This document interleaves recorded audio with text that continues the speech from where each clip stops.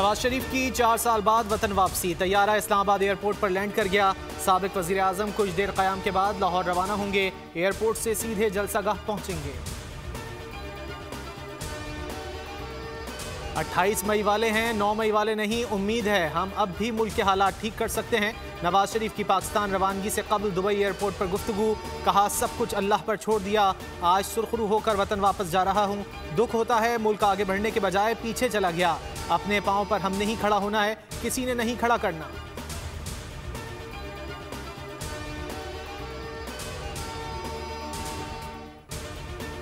नवाज शरीफ का अल अजीजिया रेफरेंस और Avenfield reference में इस्लामाबाद हाई कोर्ट से रुजू करने का फैसला। अपीलें बहाल करने के लिए दरख्वास्तें दायर की जाएंगी। लीगल टीम दरख्वास्तों पर कायद नून लीग से दस्तखत कराने एयरपोर्ट पहुंच गई। दरख्वास्तें आज या पीर को अदालत आलिया में दायर होंगी।